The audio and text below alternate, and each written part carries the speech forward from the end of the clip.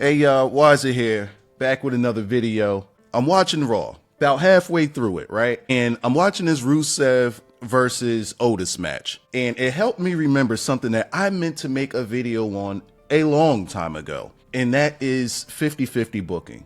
This Rusev match, this Rusev and Otis match is like the prime definition of how I can put together all of my thoughts of how WWE does this 50-50 booking and how it greatly affects everyone. This match is the definition of when a good match can hurt someone. This is Rusev's first match back, and we get him in a 50-50 match with Otis, albeit a good match, right?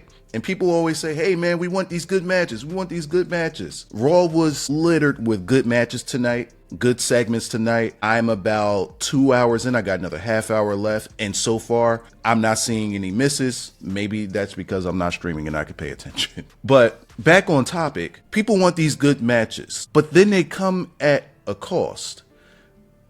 50-50 booking does no favors. This is Rusev's match, Rusev's first match back. He has Otis. Otis is largely a jobber. And tonight he did the job. He did what his job was, and that was the job. However, this should not have been a good match. For Rusev's first match back, and for whatever character that they're trying to establish, they needed to low diff this dude. Otis needed to be low diff.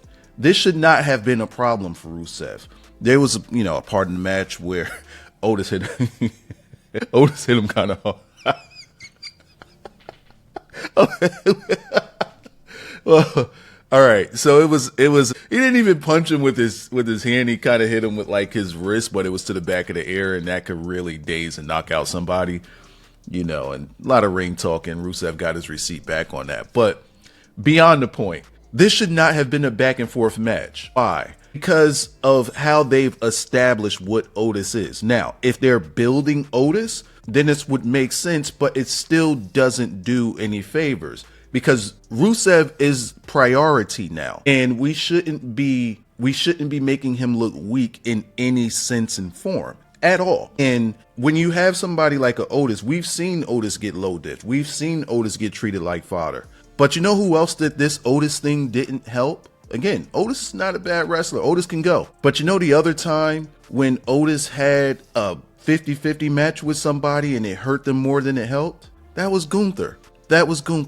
And we started to look at Gunther as less than because he's having 50-50 matches, albeit they may be good matches, but they're 50-50 matches nonetheless with what WWE has presented to us as lesser talent. This is by and large throughout WWE. You can look at Aleister Black versus The Miz for years and years and years, and pretty much throughout the entirety of his career, Miz has been presented as somebody that is less than. So why are we struggling with less than characters? Is it because of the plague of we want great matches? We want great matches shouldn't mean we want great matches all the time. We want great matches should be, okay, when we're paying for a pay-per-view, I want good matches all up and down each card. Why?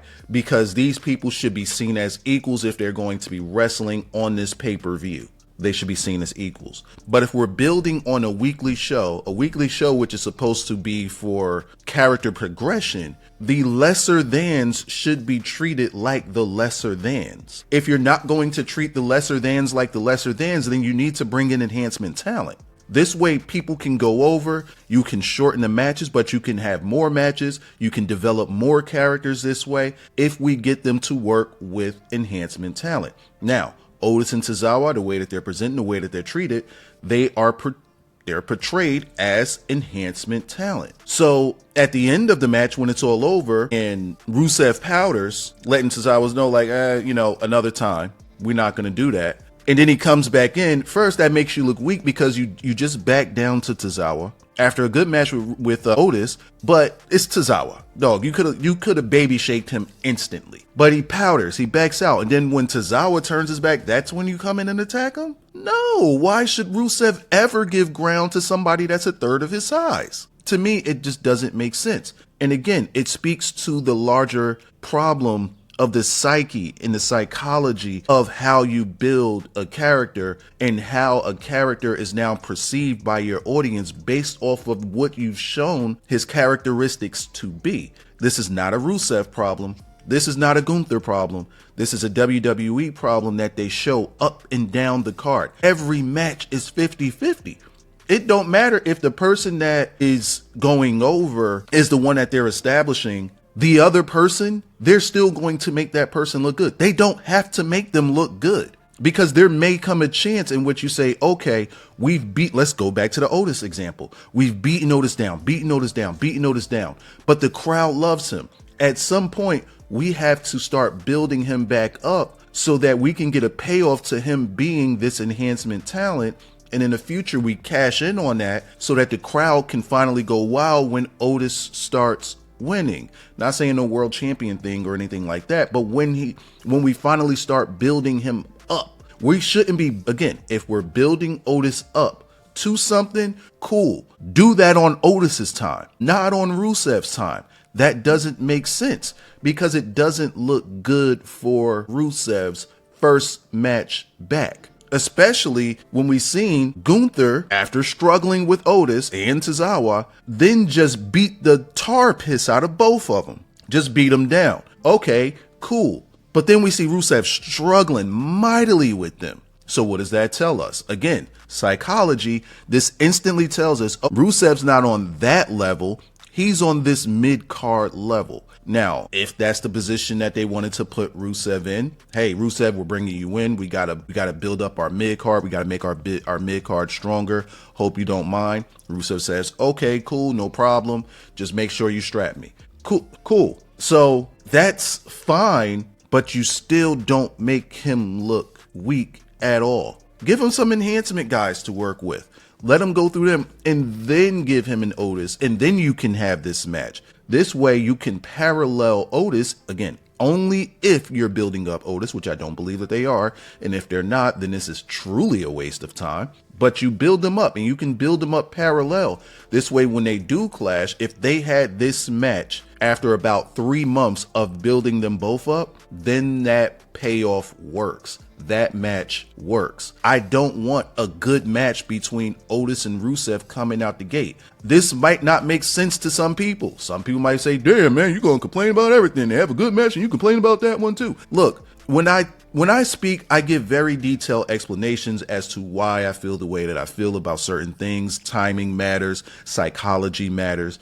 You can't always have what you want, but I can give you a solution so that you can get to the same thing, but at a bigger payoff. So hopefully the you complainers people actually listen throughout this entire thing and to the end. Again, I'm about 2 hours into Raw. So far they haven't missed. I was about to make a whole video on Lyra Valkyria and Becky, which I probably still will, but I ended up getting pulled out of the house and I went out because that was also an awesome segment. Yeah, you know what? I'm going to give them their time because they definitely deserve it. And y'all know how I've been high on Lyra since last year, so I ain't new to the party, baby. Anyway, that's all I got for this one. If you guys are new, please make sure that you subscribe if you like wrestling discussion, and please chime in down in the comment section below. I'm not some stiff ass or some weirdo that can't have communications even if we disagree. And I know that my people that do agree, they rock with me. Just say what up down in the comments. Almost said in the chat like we're streaming. Anyway, that's all for me. Bye. See ya.